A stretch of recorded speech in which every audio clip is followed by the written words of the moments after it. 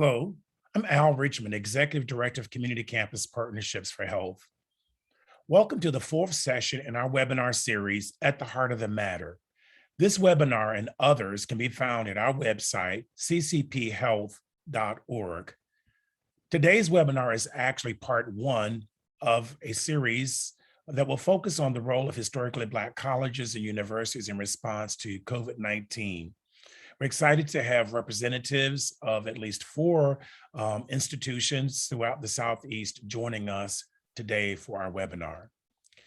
Out of the COVID-19 pandemic, two societal issues have surfaced as being paramount to a trajectory forward, not only from this moment of COVID-19, but as we deal with other societal issues, and they include health equity or inequity, and our work around creating a just and anti-racist society. Historical Black colleges and universities are well positioned to address both of these issues. The impetus for the At the Heart of the Matter is a fundamental belief that I hold as a 1981 BSW graduate of Livingstone College in Salisbury, North Carolina. And that fundamental belief is that HBCUs must catalyze their leadership role and trusting relationship in communities most directly experiencing health inequities and the adverse impact of structural racism. I am mighty proud of the proactive role and leadership that HBCUs have assumed in addressing the COVID-19 pandemic.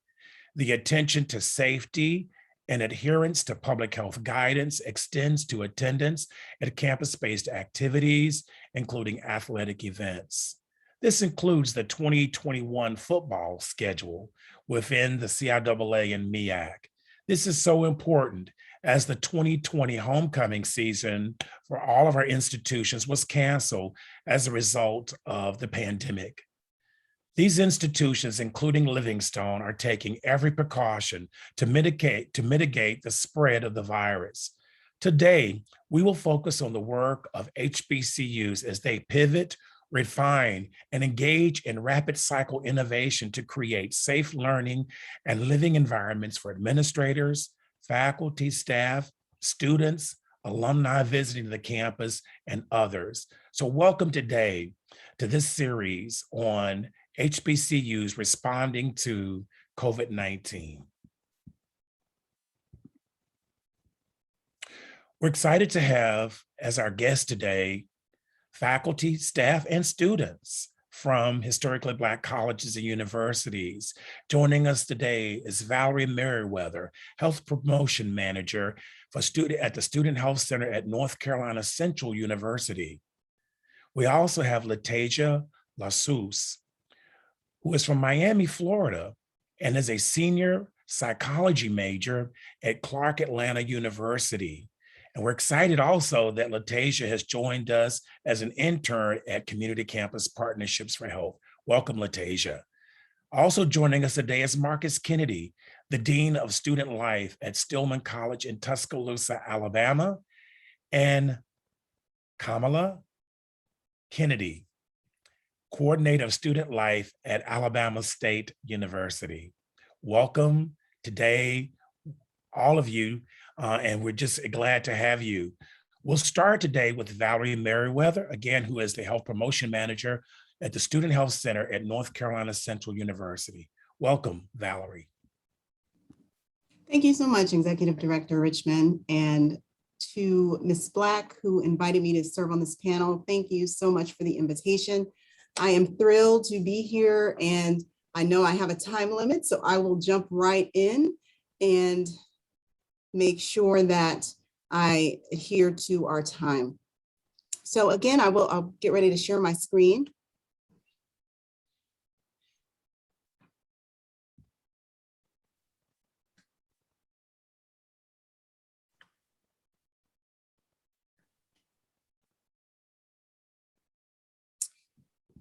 So to give you a little more context, again, I'm from the North Carolina Central University, and I was privileged to be a recipient of the NC-SIL grant, which specifically addressed COVID-19 vaccine education. So I will speak a little bit about our experience with the grant and the activities that we accomplished. So to give you a little bit more context about who we are, North Carolina Central University is one of 17 universities that's part of the UNC higher education system. We're founded in 1910. We're a liberal arts institution offering baccalaureate degrees and more in graduate studies degrees in over 40 disciplines. In 2021, we were ranked number 11 in the US News and World Report, placing us in the top 15 of HBCUs for its second consecutive year. So we're very proud of that. So this is important context because as an institution, NCCU has a rich history in the North Carolina area, and we have a rich legacy of Eagles. And so when we bring our students on board, we realize that we might have a double or triple Eagle student in our midst. And so that means a lot to us. And so we take that seriously as we obviously educate them, but also as we promote health. So our office, the Office of Health Promotion and Education, is located within the Division of Student Affairs. Our mission is to equip students with the necessary skills to lead healthier lives. The specific things that we do, we engage our students in their communities and environment where health and wellness plays a part in their everyday success. We also empower our students to see the connection between their health and well-being and their ability to learn, work, and enjoy life and contribute to their community. Thirdly, we encourage our students to become lifelong health and wellness advocates by implementing lessons learned through interactive education and opportunities to learn about how to be healthy. So this project that we embarked on involves a campus-wide effort on educating our students around the COVID-19 vaccine. And I will say that the timing of this grant was spot on because at the time we were talking to our students about getting the vaccine. We were strongly encouraging them because we can't mandate it.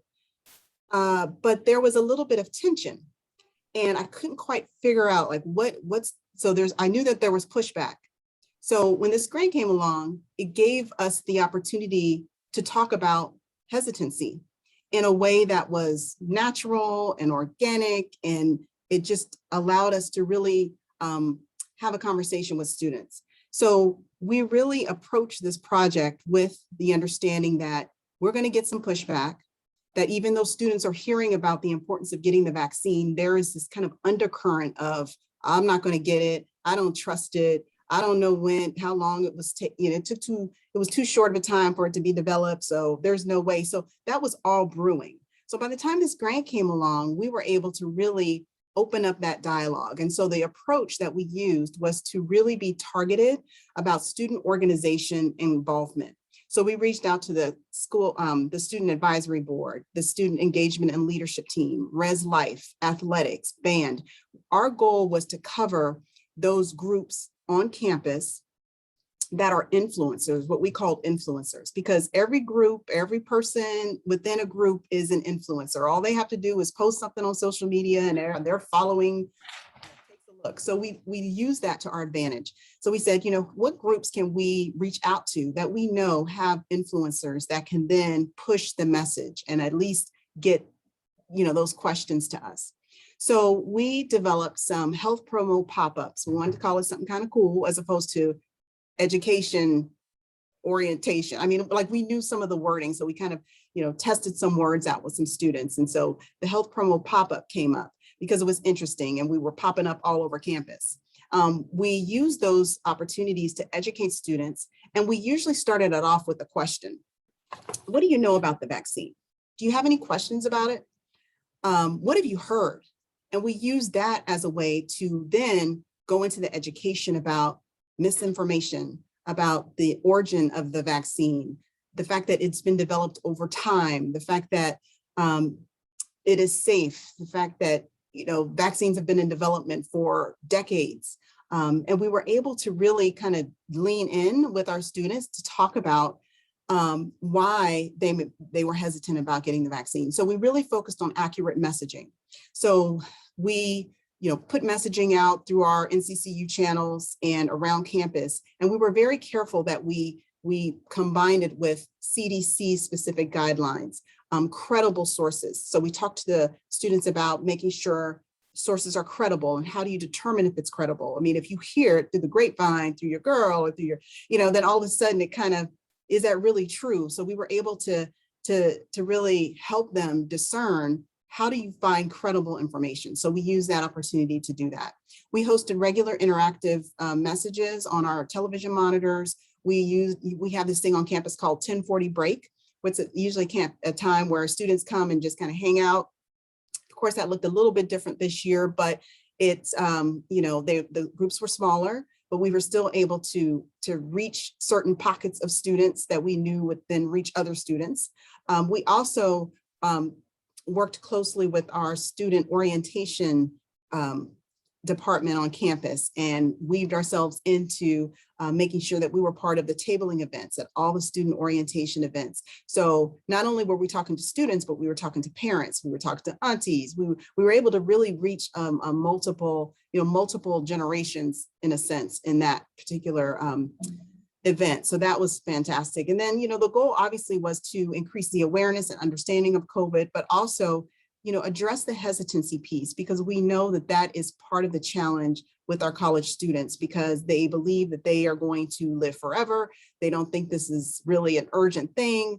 And so we really wanted to address the hesitancy, and that was the whole objective of everything that we did.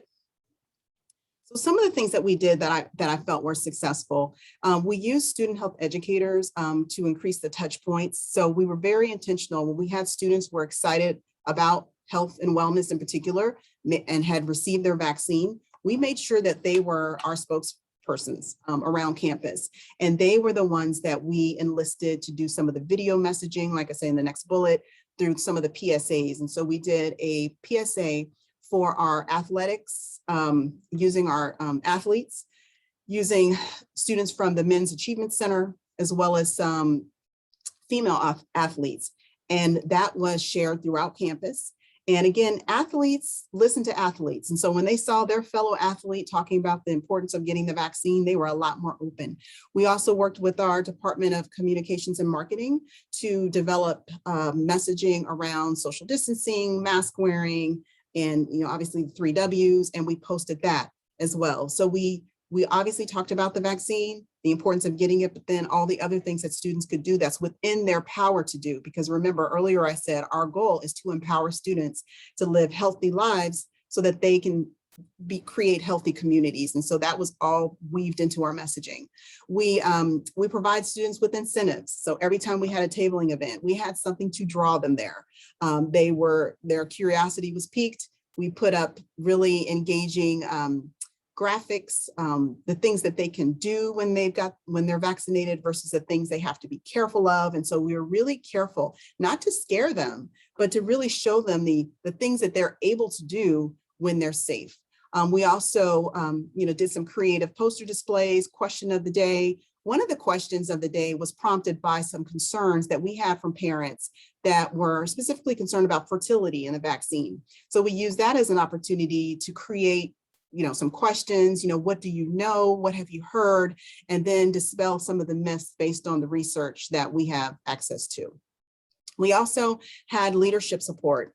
Our vice chancellor, our chancellor, very supportive of all the education that we're doing. And so I think that really makes a difference, because the messaging that we're putting out there, they're also putting out at their level. They're talking to their counterparts in other institutions, and that really makes a difference, because when a student gets a message from the vice chancellor and it's the same message that we've sent, it tends to get their attention.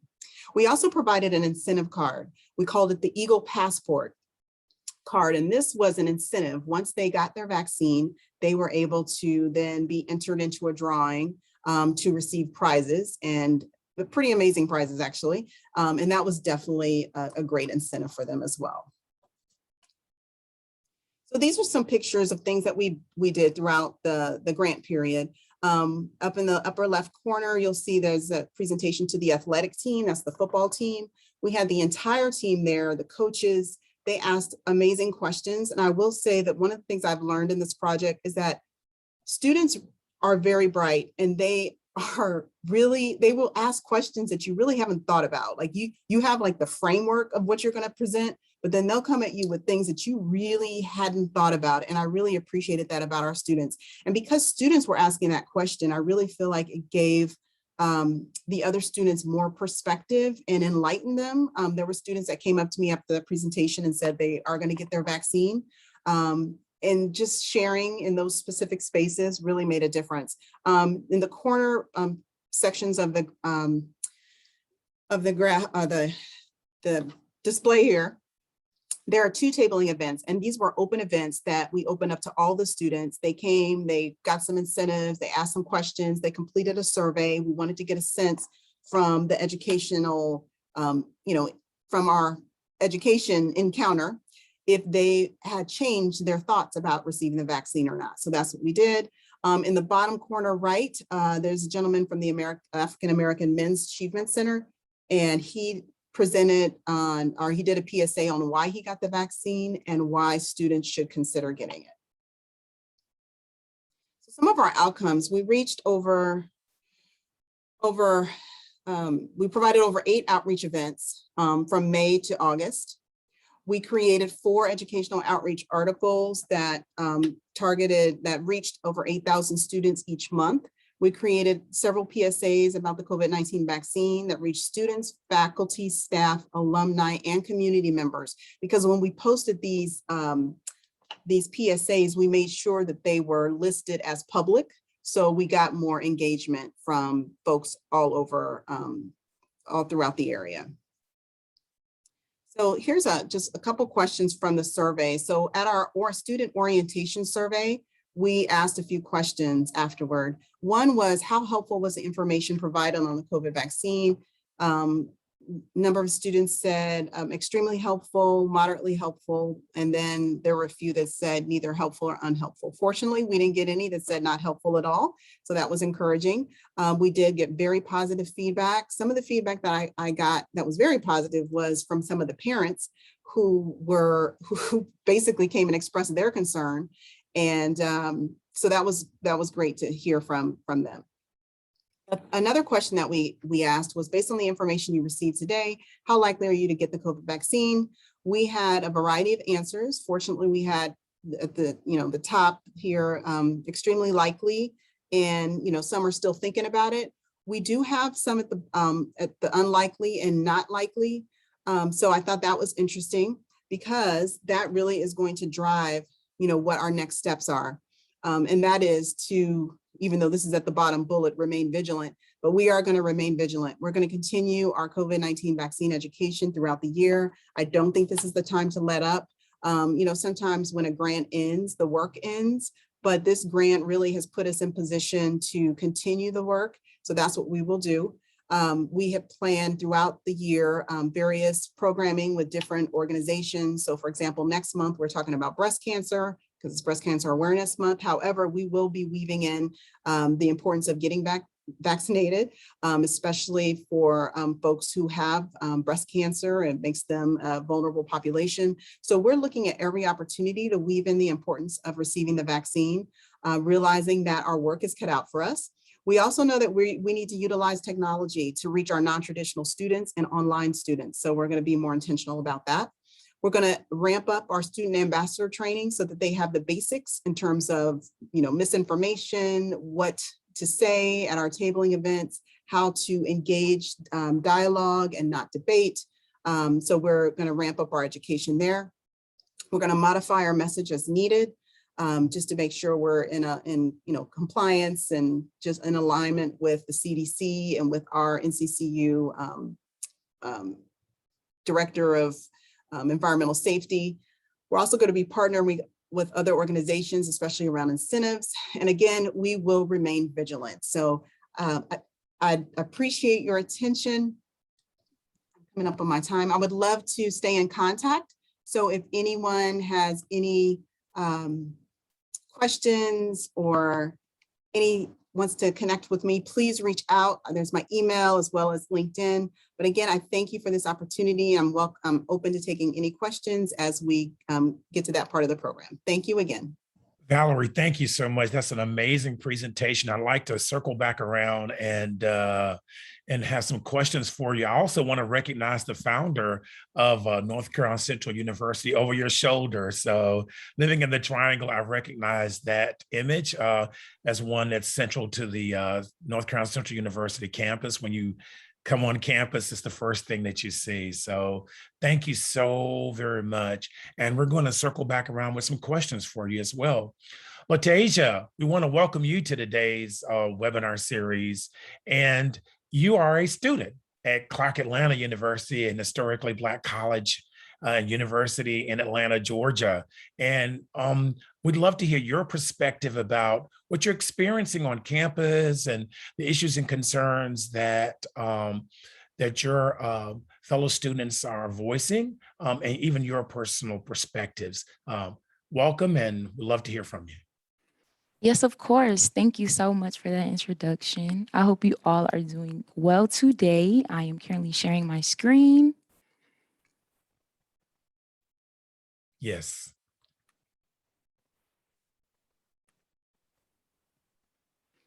Hello, everyone. My name is Latasia Lassus, and I am a senior psychology major at the illustrious Clark Atlanta University. So today we'll be discussing some challenges and some myths that the HBCUs have been experiencing due to COVID-19. Also, we'll be discussing some possible solutions that they can take away. So what I did was poll some of my peers about their school's responses to COVID-19.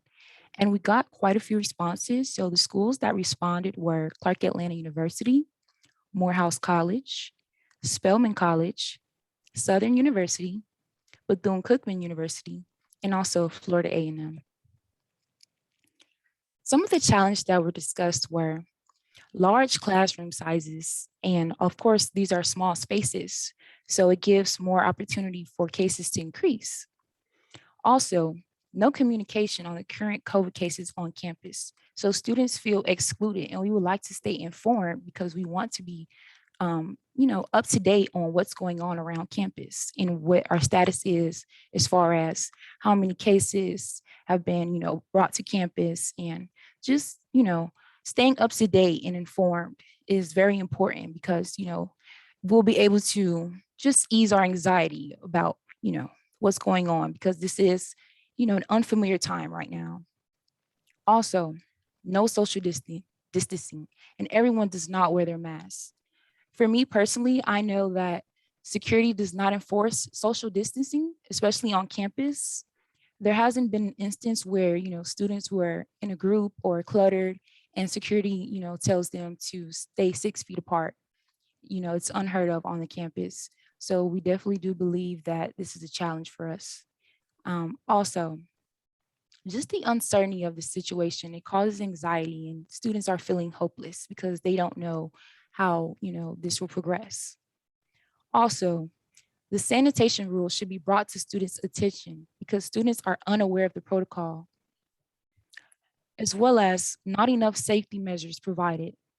As far as hand sanitizers and masks, it runs out around campus. And I know for me personally, I've seen some instances where a student asks, oh, well, do you have a mask? And the security says, well, we ran out or we don't have any right now. We're waiting on a shipment. And me personally, I try to utilize the hand sanitizer around campus, and it's always, for me personally, I rarely get to use the hand sanitizer on campus. They don't replenish it, as often as they should. Also, gloves are not enforced in the cafeteria. The cafeteria is a vulnerable and shared space because, a lot of students are in and out of the caf. However, they don't require that you wear them, they just have them out. So I asked a few questions to the student body, and I asked them, do you have any concerns about your health while on campus? 42% said yes, and 58% said no. I also asked, did your school enforce the vaccine? For example, did they drop classes or not offer online classes to unvaccinated students? and 53% said no. Some of the myths that I've been hearing around campus and some of the responses that I received were being fully vaccinated means you do not have to wear a mask or social distance, or you cannot infect others if you are fully vaccinated. Vaccines can make you sick, or the vaccine will be used to microchip people, or that natural immunity is better than vaccine immunity. You cannot infect others if you are fully vaccinated, or the vaccine has not been tested enough. Possible solutions. Some possible solutions that were suggested were to have accurate weekly testing. And I know I have some personal experience with this because last week I actually went and got tested. And then the next day I received an email saying that I did not get tested. And we believe that's due to the school not giving us any documentation after we receive testing. They just call you back if you're positive.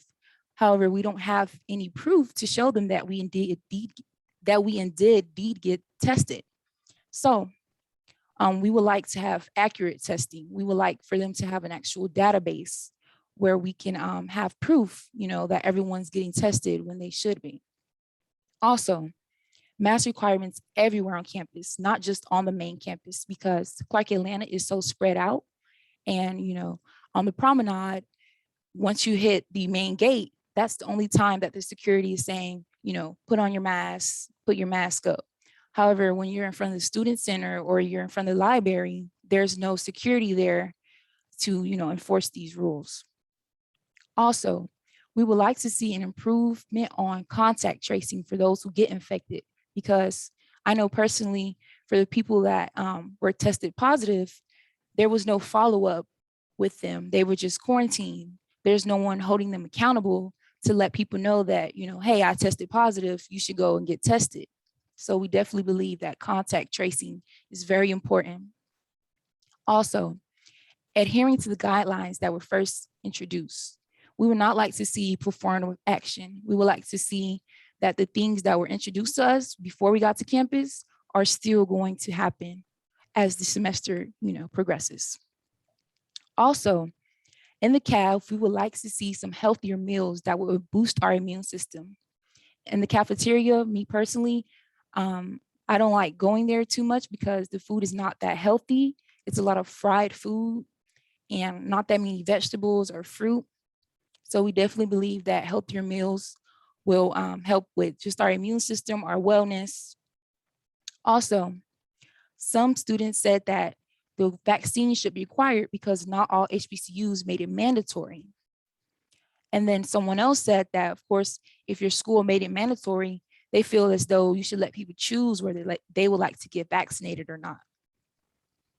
Someone also suggested to go virtual because online classes were not offered in all schools. Someone also suggested to open more sections per class. That way we'll have, a limit to the number of students per classroom. Communication and transparency with students. We would like to see, just a newsletter or a weekly report just to see the stats on where we are as far as the COVID cases. Someone also suggested to add wipes in the cafeteria and have more hand sanitizers and masks available to students. Timely announcements as well. I know for me personally, Clark Atlanta does send us messages at 12 a.m. and they expect us to just be present with them and to understand and be, accepting of this. However, when it's something important as far as, coming to class in person or being virtual, because right now Clark Atlanta is hybrid. We do change from in person to online very often. However, they do not advise us of this in a timely manner. So we do want to see more timely announcements so we have time to prepare. Lastly, one of the suggestions that I had was to place signs in the high touch areas to decrease the touch frequency. So for example, if there's like a desk or places in the student center that people frequent often, I believe that a sign should be placed there. So then people are more aware, that this is a high touch area, and it would reduce the risk and, reduce them touching that area. Accomplishments. So some of the things that I did see on campus that went really well is the rapid COVID-19 testing. So we're able to go into the auditorium and get testing from 11 to 7 p.m. And I think that's a really good time frame because, if people are in class very, very late, they can still go and get tested and you can get your results in 15 minutes. Also, there are still vaccines available on campus, so you can still go on campus to get vaccinated as you please. Also, the cleanliness of campus. That is something that I did see around campus. It's been very clean. I do see the cleaning staff very often, and they're coming around to clean the classroom. So also, there has been emergency funding for students in need. So I really did enjoy that from Quack Atlanta. They were able to help a lot of students that were in need due to the pandemic. And they are still opening up that funding as well. So those are some of the things that went really well for us. And that's all. I thank you all for your time. If you have any questions, comments, or concerns, you can feel free to contact me at lawsuitslatesia@gmail.com. Thank you, everyone. Thank you, Latasia. That was amazing. Just to hear your perspectives as a student. One of the things that really comes to mind is how might we work with you around kind of further disseminating that survey to collect additional information to get more students involved in it. And so I see others actually chiming in saying very similar, that it was an excellent presentation and gave us a lot to think about, right? In terms of how do we create safe environments. So your recommendations, which were really covered the gamut. So thank you. It was like amazing. It was like, we just need larger numbers, right, in the survey. So again, we're glad to have you. And so stay around so that we can have more question and time with you. Appreciate that. No problem. Thank you. Yeah, thank you.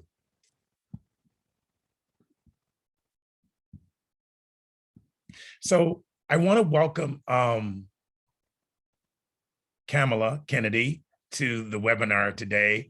And we're going to kind of return back on the side of staff who are working at historically Black colleges and universities. We want to welcome you to our webinar today and ask that you would take it away. Thank you so much. I am so elated to be here with everyone this morning. And on behalf of our president, Dr. Quentin T. Ross Jr., our faculty, staff, board of trustees, students, we say happy Hornet welcome and hello. I'm coming today as the perspective of a staff person that pretty much has had COVID. I caught COVID in December of 2020. I was one of those individuals who was always a germaphobe kind of person and never thought that I would catch COVID-19. However, like I tell everyone, no matter how safe you think you are, if it's meant for you to catch it, you will catch it. I did all type of protocol, wearing my mask all the time because I had pre-existing respiratory issues prior to having COVID. So I knew that I would be one of those cases where that the virus would take over rapidly. I am suffering from what we call the long hauler syndrome. And if we think about at HBCUs, we really don't talk about that. We don't really talk about that in the African American community, because if we notice on the news and outlets of social media, we see more of our other counterparts rather than our African American families. So I want to bring more awareness to that exists within the African American community with staffers and other employees at HBCUs. And I want us to take a closer look at that. I do believe the misconception at our HBCUs is that when one has received COVID, whatever their bounce back or recovery time is, everybody's bounce back and recovery time. And that's when those misconceptions come into play. I'm a definitely long hauler. The virus has affected the muscles around my heart. I continuously have issues, arteries leaking in the legs. Every day it's a different story.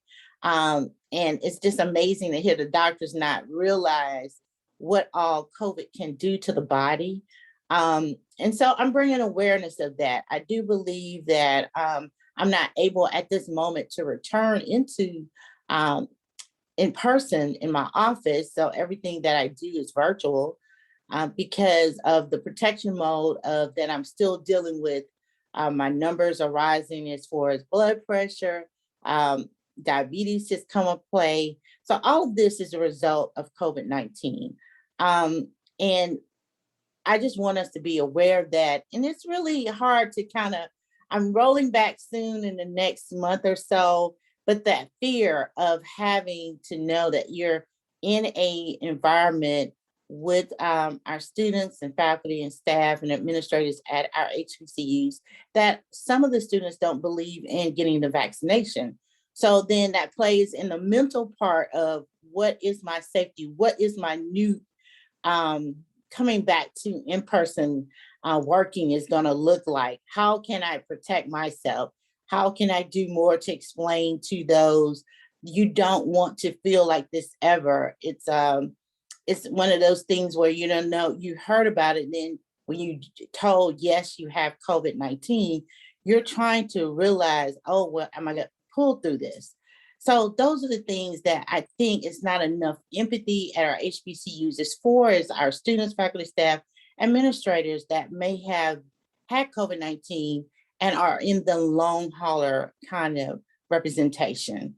I think that more of our HBCUs should, on our HR terms, try to find ways that can accommodate our long hauler community at our HBCUs. I don't think that's really talked about, looked upon. It's a long road to recovery.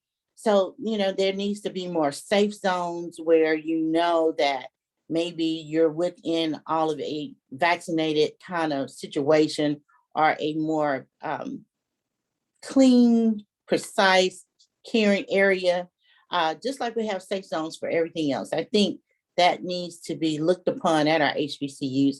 And just the empathy, just to say, hey, how are you? We're not familiar with the long hauler. What is that? I get that a lot. What is long hauler? So I'm, beginning to explain that more. And I just feel like our HBCUs need to do more research on that, and like the contact tracing, that too, but more on how has it really affected those that are still dealing with issues from COVID. And then you bring in the financial component. Our students have a lot of students that were sick that have gotten behind because they could not work, they could not intermingle. And we just need to build more, like I said, empathy, ways of dealing with finances that has contributed because of issues because of COVID. And have that kind of leg time that all of our HBC communities that have individuals that are still dealing with it, some kind of facet to just make it a holistic approach, well-rounded, for you to recover and get back and give back to our HBCUs. So, I get this point that I'm vaccinated. I don't have to wear my mask. And I say, yes, you do. I've known several people that have gotten infected, that had COVID, that are, have received the vaccines. Luckily, Alabama State University was one of those institutions. We were a vaccination site in the city of Montgomery. So that gave even more way to us giving back and doing more and being on the forefront of taking care of our communities and our surrounding communities. Students got a chance to be involved with that. So I do believe that we have to realize that at our HBCUs, we have to do a little bit differently than our counterparts of our predominantly white institutions, because we don't always have those resources like they do. Our finances are not equitable enough to require a lot of things. So in saying that, we do offer, extra census. Our health center is on campus where we do random testing. Students can go there at any point for testing. We do have a mask mandate on campus, and also our counseling center, because a lot of students are still trying to grasp all of the woes, behavioral, mental, physical, financial woes that COVID has brought to the forefront with our HBCU. So we did have a pivotal moment in that, to come back and just hold on to the faith that we could go back in person. So we have moved back that way. We do have just a few classes still online, but basically we have pivoted back to in-person learning. And so I just want to just bring to the forefront, like I said, us just considering our HBCU individuals that are long haulers, don't get lost in the shuffle. No one's out really talking about it, but it is here and it exists. Still have issues, still dealing with things that medically are just kind of popping up. So that is my perspective as far as a COVID long hauler employed at HBCU. I'm open to any questions that I can answer. Thank you so much for really providing that personal perspective. When we started this, I did not know that. And so thank you for your transparency and sharing that. And we're going to circle back around with you and want to talk a little bit more about you. I have a lot of questions, and we're seeing individuals in the chat box as well respond to questions.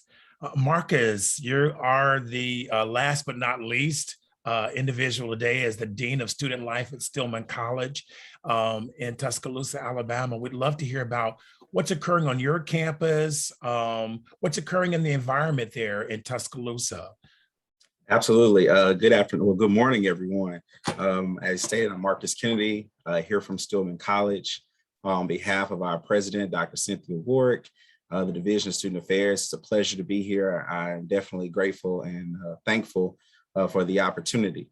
I'm going to pull my screen up. I decided to actually share my screen. So here we go. All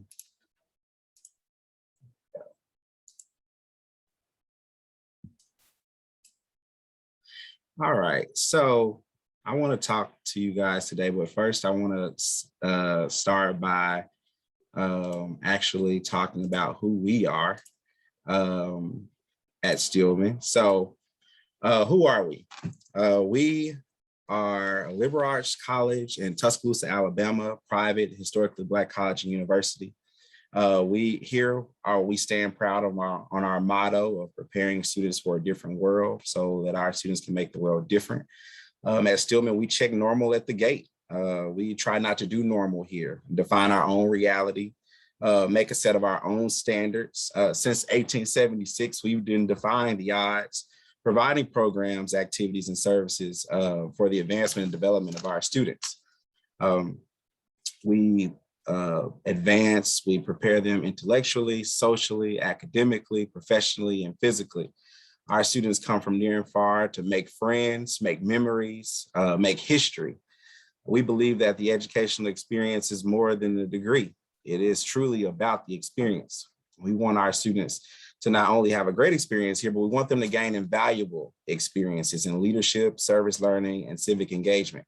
In my office, the Office of Student Life cultivates that environment for engaging, enriching experience, and tapping into our students' potential so they can be leaders and change agents for today and tomorrow. Again, we're still rooted, still creating, still innovating, and still challenging the status quo.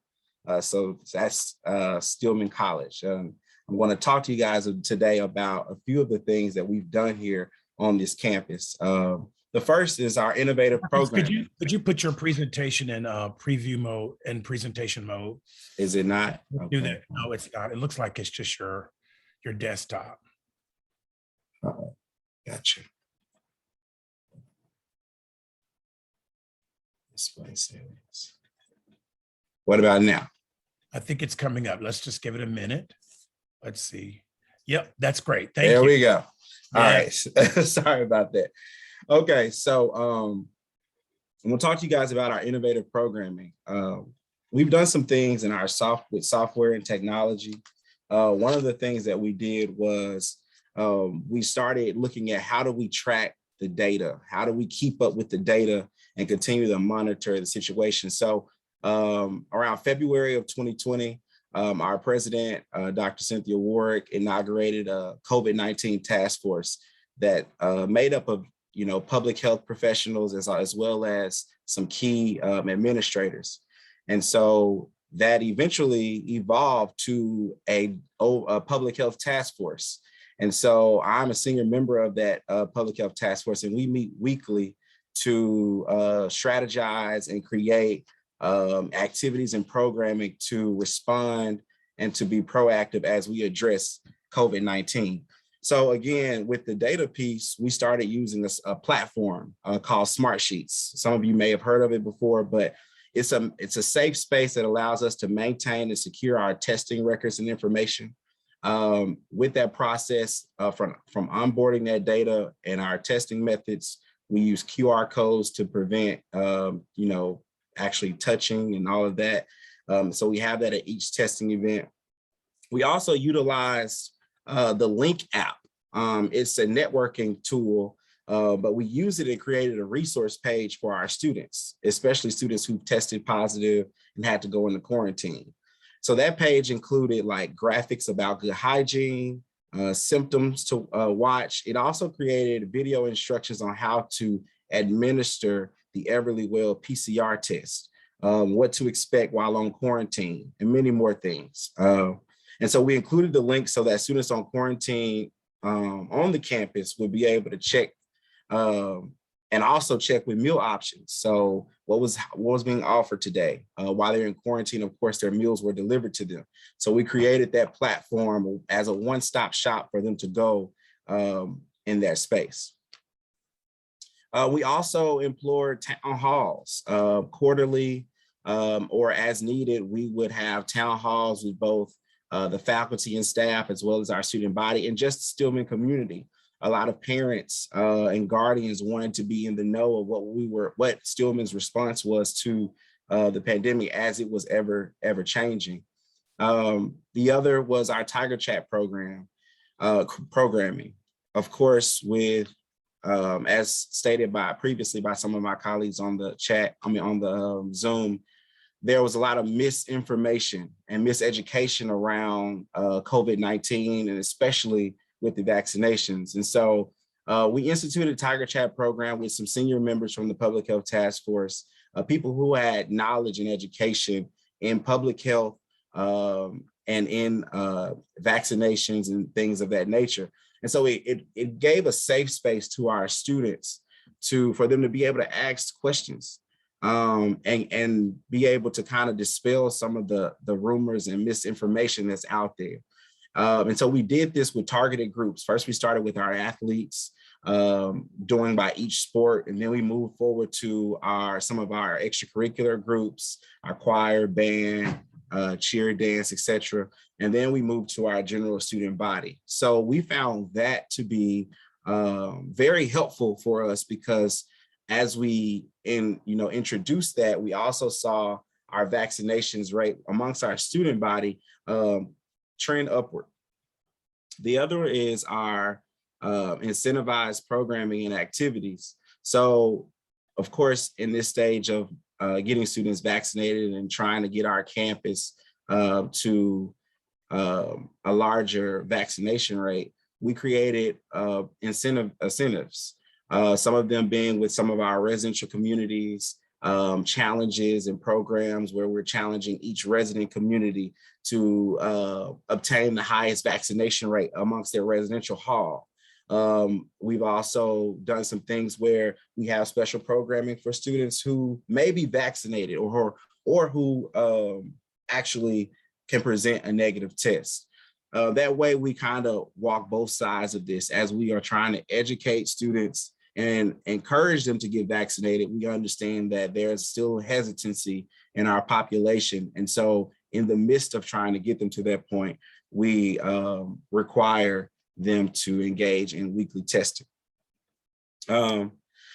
Mutual aid societies. And so again, Stillman College is a private private college in Tuscaloosa, Alabama. We have a gated campus, which keeps us as one of the safest places in the city of Tuscaloosa. And so we work in order to keep the campus safe and healthy, we partnered with Access Recovery, and Access Recovery provided testing resources to us. And so they would actually organize and administer the testing events that we created. And so every semester, Stillman will host entry testing for the entire campus population, faculty, staff, and students. Then we go into what we call surveillance testing. And so that allows us to kind of, make sure that we're keeping a handle on the amount of positive cases that are out there. So Access Recovery has been a great partner in helping us do that.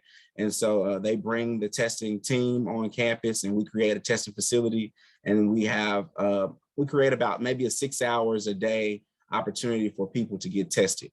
The second is My Watley Health Services. They're a health service here in the city of Tuscaloosa, right in the west end of the city.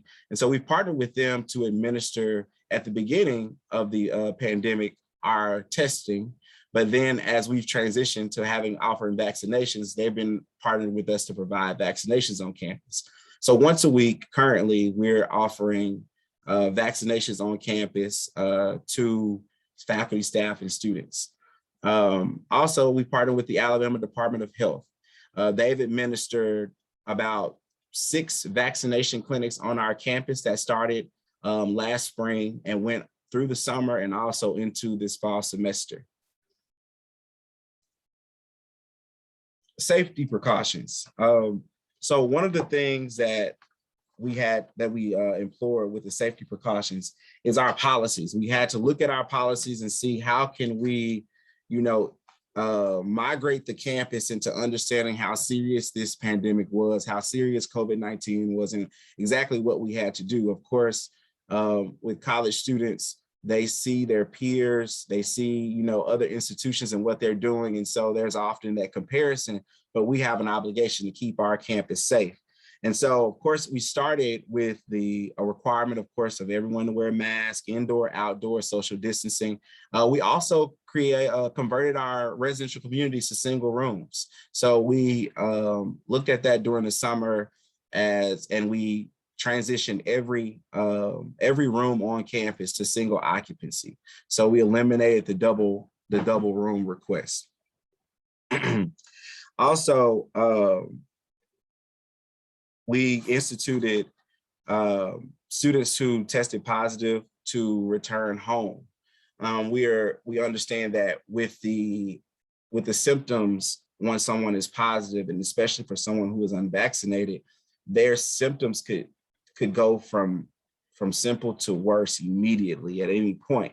And so we wanted those students to be in the care of people who could provide direct supervision to them at all times. And so if a student does test positive, we work with them, we work with their guardians to get them home to a safe space to where they can be monitored by their parent or guardian. If they're out of state or international student, we have a quarantine or isolation space on the campus where we monitor them and work with them that way. And individuals who had direct exposure, of course, to a confirmed positive case, we require them to get tested. We require them to quarantine for 14 days and then be retested and produce a negative test result to regain access to campus and on-campus activities. Our signage, we went and instituted social distance signage, of course. We converted our dining hall to be able to facilitate a social distance space. We removed a lot of tables and chairs. We converted the seating to single seating, and then or seating in twos with the partition in the middle with the plexiglass. We also instituted a Mask Up Stillman campaign led by our students because we felt that we needed the students to be in the front of this, of this education piece of encouraging students to mask up. So we instituted a Mask Up Stillman campaign. And so we It started with, we picked about 20 student ambassadors. We did, photos and things of that nature with them wearing masks in various places of campus. We created signage and graphics and posted them everywhere, basically reminding and always, encouraging people to mask up. Also, with the sanitation piece and the education piece, we've consistently pushed, social media questionnaires, social media facts, things on campus, signage, et cetera, about the awareness, being aware of what COVID-19 can do, being aware of the symptoms most importantly, and then making students feel comfortable with acknowledging that they exhibit symptoms. It got to a point where some students, were afraid to say, I have these symptoms. And so we wanted to eliminate the barrier of what that meant and explain to and show them that it's more important about their safety. With our sanitation, we partnered with our Department of Facilities and Plant Operations, and we met, weekly, trying to determine what is the proper sanitation methods, what's the proper gear. And so with that, we have created a sanitation process where we're sanitizing areas on campus every hour and a half. There's a team that goes around our campus and sanitizes various areas on campus that have large traffic. We've, put hand sanitizing stations, we've put wipes and things of that nature in various buildings where there's frequent contact to certain touch points. And then we've, of course, gathered a lot of PPE, masks, wipes, disinfectant, gloves, things of that nature. And we make that readily available. We keep them stocked at our, in the dining hall, in the library, in the computer labs, in areas where we know our students will congregate, so that there's no excuse for them to protect themselves and to protect each other. And then, of course, our emergency grant funding, we allow to understanding that so many of our students have been affected, and their families as well, by COVID-19. We offer emergency grant funding, and that includes our international students. And so if anyone experiencing hardship during this time, they do have access to apply for those funds. Our vaccination and testing methods. So with our testing methods, we test, of course, as I stated earlier, we do entry testing. We do surveillance testing. And so we target our groups, our athletes, our spirit groups, choir, band, even our student leaders, our resident assistants, our student government association officials. And so these are students who, our campus activities board, people who have direct contact with students in a frequent way. And so we do that surveillance testing, and then we create a campus access list. And so as this virus is getting a little bit more, serious, and in some cases even deadly, we want to make sure that we're protecting our faculty, staff, and students. And so with our testing methods, we create a campus access manifest. And so if you don't participate in those testing events, then you're not allowed to enter the campus or any various buildings. Again, we're a gated campus, so that's a little bit easier to do on our campus, but it also encourages everyone to do their part and protect themselves and each other. Of course, with the ad hoc testing, that's, it used to be every quarter, maybe every 3 months, right before and after a large break. But at this point, we've moved to weekly testing. And then our vaccination clinics. We offer vaccinations on campus once a week. We have a directive in place, or more of a mandate, that after October 10th, and up until October 10th, you have to, get vaccinated, participate in weekly testing. And after that date, anyone who has not been not been vaccinated, they will not be able to have access to the campus.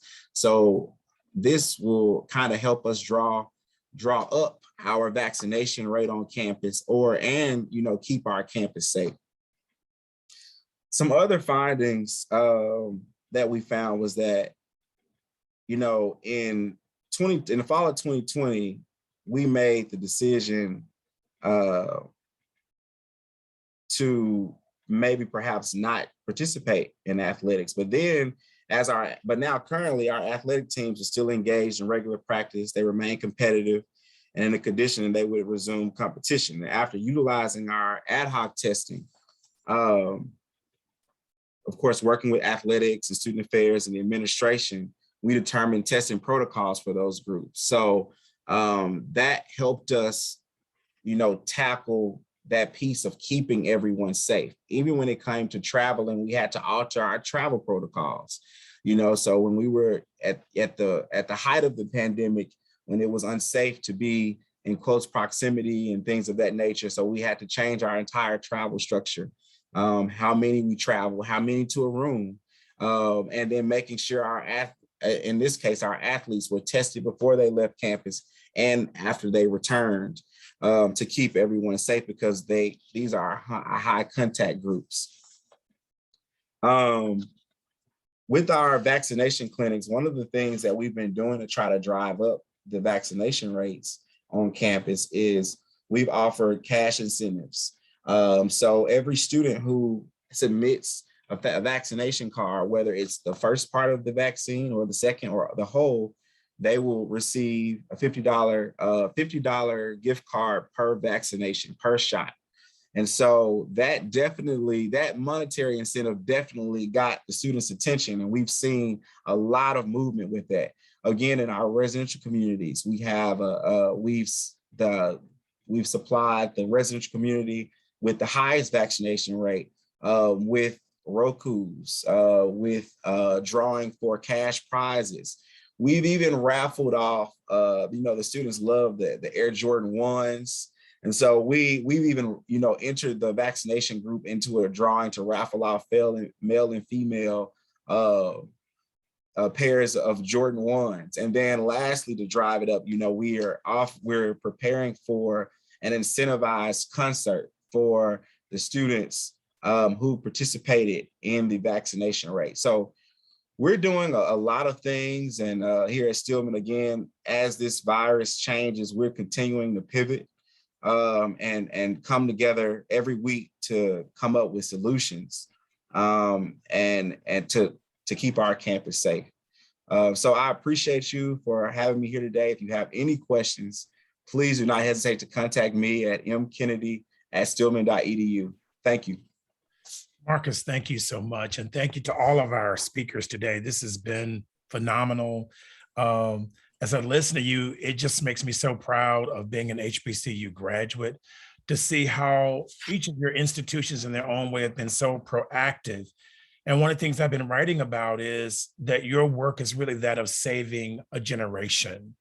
And you're doing just that. You really are helping young people to stay alive. And I just appreciate and value so much your work. So thank you.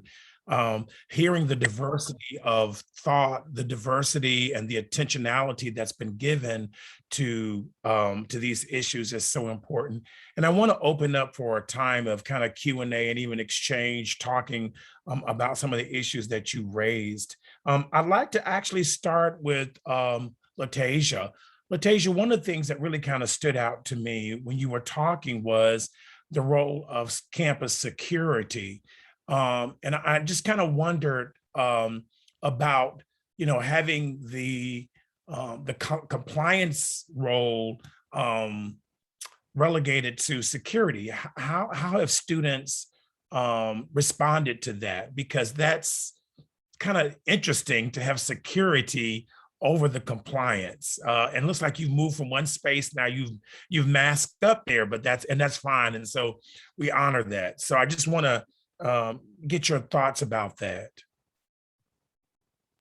I believe that the students are responding well. There isn't much resistance, when the security is communicating, just the guidelines and everything. So there hasn't been any negative interactions as far as students and security. Mm-hmm. But thank you for that question. No, thank you. So Valerie, at North Carolina Central University, it's a unique institution that you still have a radio station. And I wonder how you engage the radio station, which is true for many HBCUs that have both a radio station and a television station. So I wondered about that. Could you share a little bit about how you've engaged that medium? That's a great question. The radio, we do have a wonderful radio station here, and that is, something that we've been intentional about over the last several years. Things have changed a little bit in terms of being able to access that space and being able to get the word out. However, there are some discussions on how we can partner and be more intentional about getting that messaging out to our students. And so, and not just our students, but the community at large, because WNCU, it's a very popular radio station. And so we realize the reach is pretty impactful. So it's just a matter of scripting, perhaps even finding a student that we could interview. And now that we've gotten some traction with our PSAs and the UNC system, I feel like now we even have more of a inroad to using radio and other sources like that to get the word out. Valerie, what stood out to me also was your focus on athletes, right? And Marcus mentioned that as well. And I think everyone kind of focused on these what we call influencers. And honestly, this is a concept that's kind of new to me in a way. But I'm intrigued by that, how you have harnessed campus influencers, which includes students in student government, but also athletes. I'd love to hear more about that. And then Marcus, I'm queuing you up to talk to you a little bit about, we'd love to hear more about how you too have also used kind of athletes and others as influencers on campus. Yes. So, we realize athletics is such a huge part of our campus. When you think about football games, homecoming, and all the sports that play into making the campus culture what it is, we realized that was just a group that we could not overlook. And so I've been working closely with a lot of the athletic directors and the team on a variety of projects. And so I think building the relationship over the last year has been instrumental. So when it came down to, hey, I've got this vaccine education project I'm working on, how can I get to your student athletes? Then what came out of that is, oh, well, why don't we have some student athletes do a PSA? Why don't we, talk to the football team, tennis team, volleyball? And so it was a very intentional, targeted effort to reach our athletes and make sure that the coaches were there, because we didn't want it to seem like we were just talking at the students. We wanted them to see coaches, assistants, trainers, everyone there, because they all need to be part of that messaging as well. And so that really worked well. And actually our athletes are doing remarkably well. They've got their ongoing testing. They are really keeping each other accountable. And that's what happened when we had some of those key influencers get the vaccine. Like, they were the ones that really made a difference in changing the community within that. I mean, that's, your point is so well taken. For all of the HBCUs, homecoming is huge, right? It's a huge opportunity for students, but also for alumni and the community. And so everything that you're talking about is that athletes have really, they're very persuasive, and they're certainly influencers. Marcus, how have you all used influencers at Stillman College? In some of the same ways, some of the things too we've done is we've gotten some of our campus leaders, our student leaders to, do little snippet testimonials. I've had, throughout the summer, trying to get our student government leadership to 100% vaccination rate was an uphill battle, but we are there. I'm proud to say we have 100% vaccination amongst our student government association. So one of the things that we did was, like I said, we got them to do testimonials. One of those testimonials was our Mr. Stillman College. The entire summer, he just had this this hesitancy to get vaccinated for so many reasons. And I was just working on him all summer. I mean, he even missed out on a student leadership conference because of his, you had to be vaccinated to go. And so finally, once we got back in August, or late July rather, after we had a own private little in-house town hall with our student leaders, with our influencers, and we brought in people from the public health task force, and this was kind of like the beginning of what we did with the larger community on campus, but we let them ask all their questions. I mean, and like someone said earlier, these students will ask questions that we didn't think about. And I'm the first to tell the student, if they come and ask me something about this that I don't know the answer, I'm gonna say, I don't know, but I'm gonna find out for you. I want you to feel comfortable. We want you to go willingly to get vaccinated, to protect yourselves and to protect each other. And so in doing that, he came back, he was like, Mr. Kennedy, I'm ready. I want to go get vaccinated. And so now we've used those students to share their story. So we created these 1-minute testimonials on Instagram on our student life page and put them out there and let students just tell us, because, and it helps. It helps because their peers see it. And then with the athletes, they were a little bit tougher population to work with. And so, but once again, I tell all my students, we do not want to force anyone to do anything. We want you to understand the health and wellness piece of just being healthy. And that's what we're trying to teach our campus. It's just about being healthy and being well. And that's with every piece, not just getting vaccinated, not just getting tested, but that's just, going to the doctor, being concerned about your health. And so within all of that, hopefully that you will take that additional piece as it relates to this pandemic. Thank you, Marcus. I mean, your kind of juxtaposition in terms of North Carolina Central University, which is a state institution that has kind of different governance structure and platform, wherein Stillman is a private institution. And so you're able to at times do some things that maybe the public schools haven't been able to do. I mean, how has that resonated with students and also family members?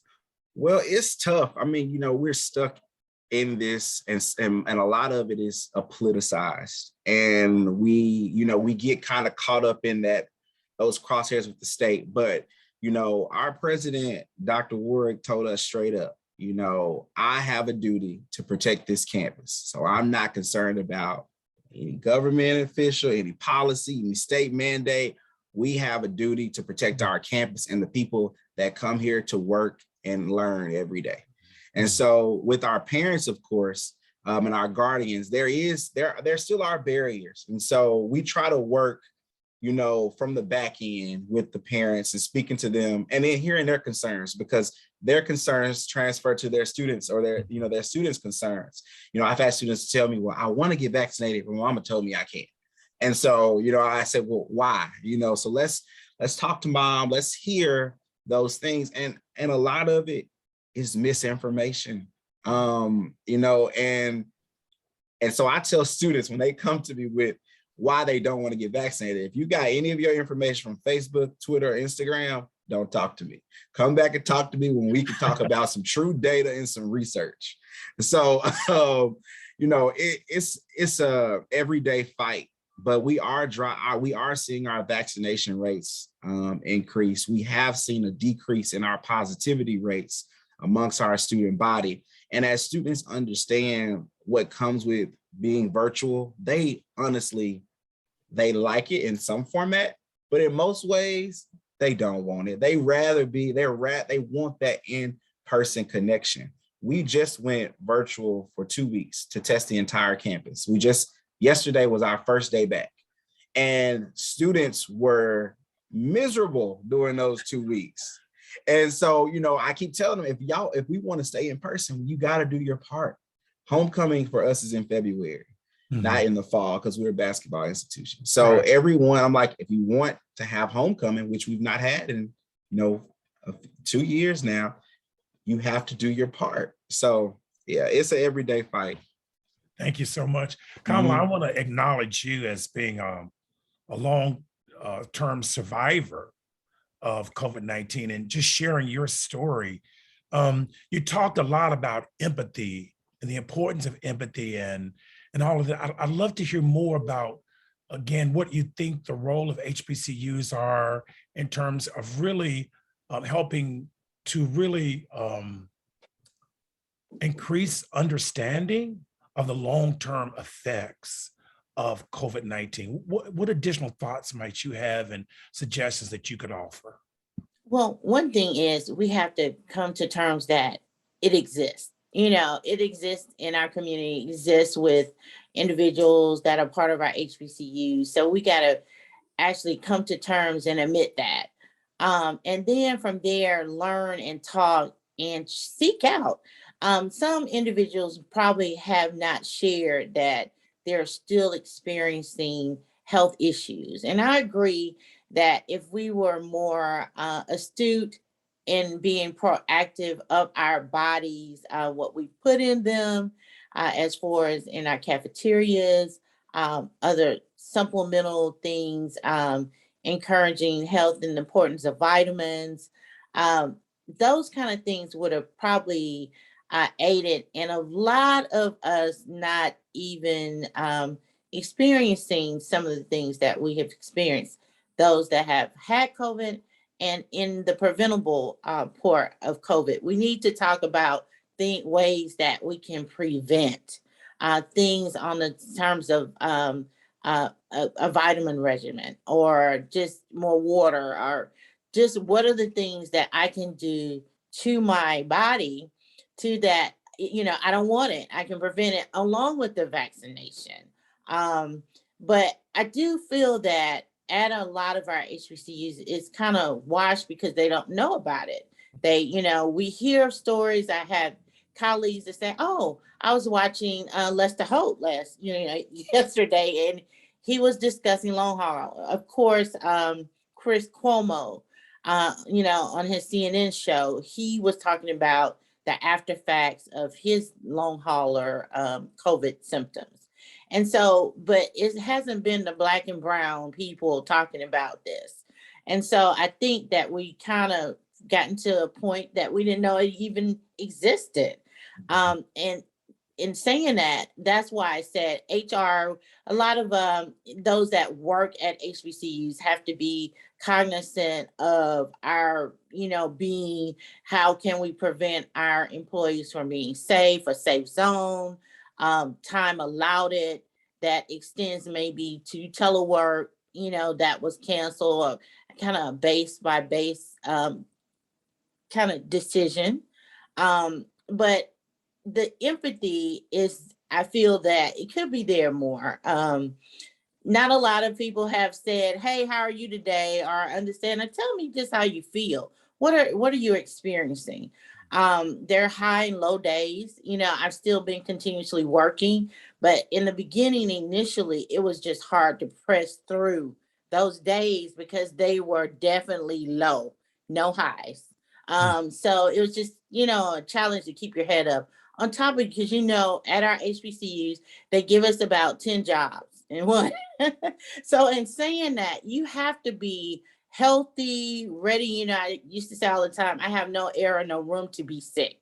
No time allotted, because there's so much has to be done. And, we have give that extra caring component to our students. And our parents can call and say, "Hey," so we give that extra piece that our other counterparts really don't do. So that is another layer of just, doing what you need to do. And so with that comes that spurt of energy you might need that's not there. And then you beat yourself up and you wonder why. So like I said, it's mentally and physically challenging. And so I need everybody to understand that. You might have some that will discuss, "Oh, well, why isn't Miss Smith back?" And then, "Well, Mr. Jones had it and he's back and he's doing," our DNA is all different. Our composites are all different. So when individuals say that, I'm like, no, that's not the case. One case is, it's more severe. Some of us have lived through it and some of us did not. So I think we do a pretty job of always grouping you know, grouping individuals because of what we see. We're visual individuals. So what we see is that this person came through it. Yeah, they had a rough time, but now they're through it. But that's why I said the empathy of those that are not there yet, that are still trying to get there, but it's coming with other consequences from the long hauler syndrome. So all I can say is that I think that we need to kind of put together a composite of everybody, every category, you know, those that were asymptomatic, those that had a little difficulty and kind of back on track, on top of those that are still recovering. So I don't think that we have segmentized, you know, the differences in COVID and what it has brought to our campuses. Yeah, what I hear is the opportunity to really, even for CCPH, to think about having future conversations, right, around this issue. Because what I'm thinking is that when you meet one person that is a survivor, you've met just that one person, right? Exactly. So you can't group and categorize people together. And and you're saying that we have to kind of like unpack that and really understand each individual.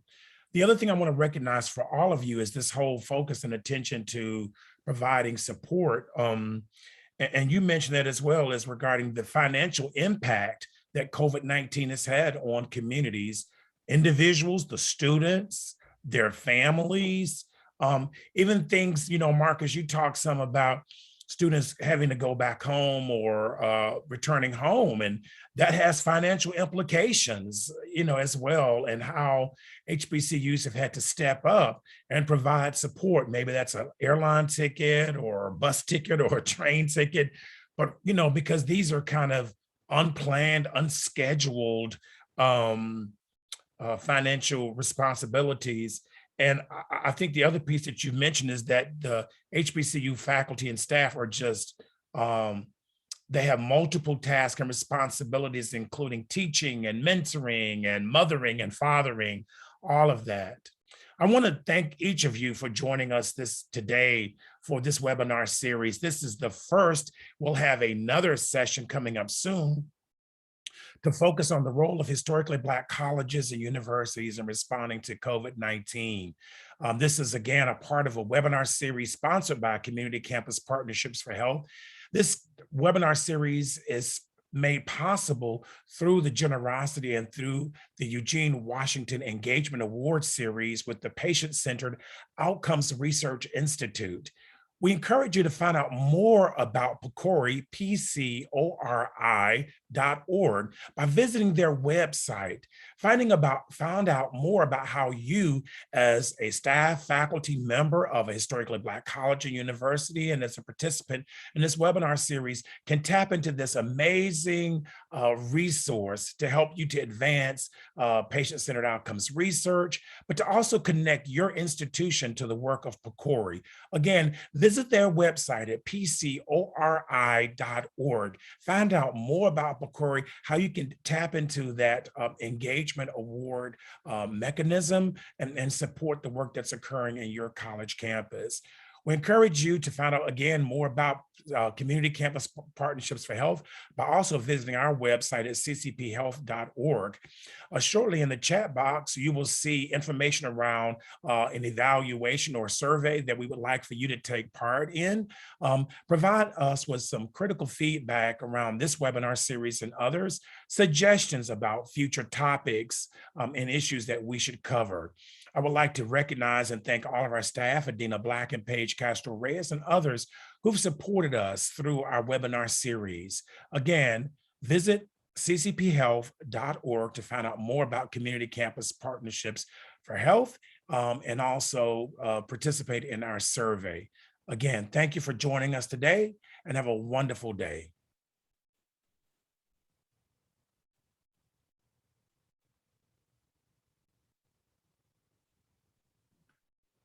Thank you.